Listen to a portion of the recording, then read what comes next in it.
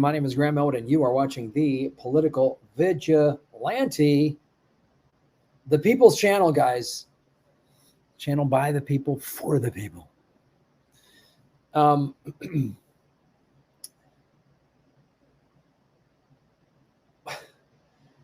craziness that's going on in Ukraine, like any war, it can't be.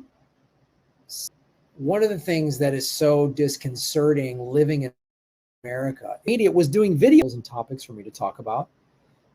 And Patreon, you get a lot of bonus content. You get all of the live streams and an archive, because as soon as the live streams are over, they go behind a paywall. And you're supporting what we do. You get the audio podcast unedited. You get the raw feed.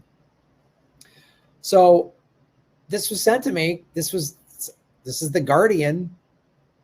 This is a video they did back, I believe, in 2017.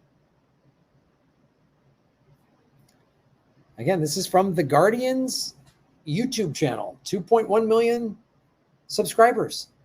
Okay? Ukraine's far-right children's camp. I want to bring up a warrior. This is a 13-minute video. We're not going to watch all of it, but this is in 2017. And what's really alarming is, let's be clear here, you're training kids for war 6 years ago. These are 13, 14-year-olds who now are probably fighting.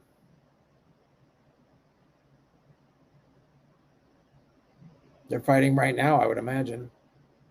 This video's from 6 years ago.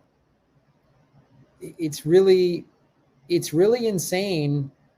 And I'm not saying, oh, the media is, I don't think the media is fake. Like everything they say is a lie. I say, look, this is how they frame things. They frame it a certain way and only show us part of it. Right? And they're not doing real journalism. They're the guard dogs for those in power. The media used to be the watchdogs.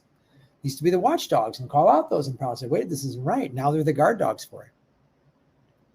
So it's really, this video goes on and on that. But the Ukrainian people, I hope someone needs to try to get them to understand the fact that the United States, it just bothers me, because if we had a real legit media, they would be talking about this. They would be the media should be covering the totality of the whole landscape. Russia's involvement, our involvement, the Ukraine's involvement. It should be covering all of those things. Instead, we're just getting this like pro-NATO, pro-American view of it. And it's disappointing, because here we are, and we're sending cluster bombs over, which are banned by the United Nations. We're sending weapons-grade plutonium over there. Depleted uranium, or whatever it was I talked about. Like, I can't even keep track of all the banned illegal weapons we're sending over there, which all that's going to do is make Ukraine have mines and torn up land 10, 20 years from now. And we're destroying people's lives, all just for the American empire to flex its muscles. We should be the country negotiating peace, but there's no money in peace. Not when your country's run by the military-industrial complex and the banks that fund the wars. This is why I'm a big proponent of Bitcoin. So I just showed you The Guardian's video. I'm not pro-Russia. There's a BBC video documentary from this around the same time, 2015, 2016. But our media doesn't talk about it anymore. And we're going into an election year, so we're going to listen to all this nonsense from both of these political parties. If the Democrats open up their primary because Joe Biden's health is not good enough to run, we're going to hear all these people like, we need to defend the people of Ukraine and blah, blah, blah. It's insane. It's just insane. And Americans are played to jump on both sides and creating the end of this war. Easily.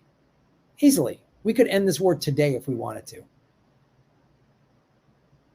Remember when Zelensky said the West was meddling and causing problems at the beginning of 2022, January of 22, before the invasion? Remember when he said that?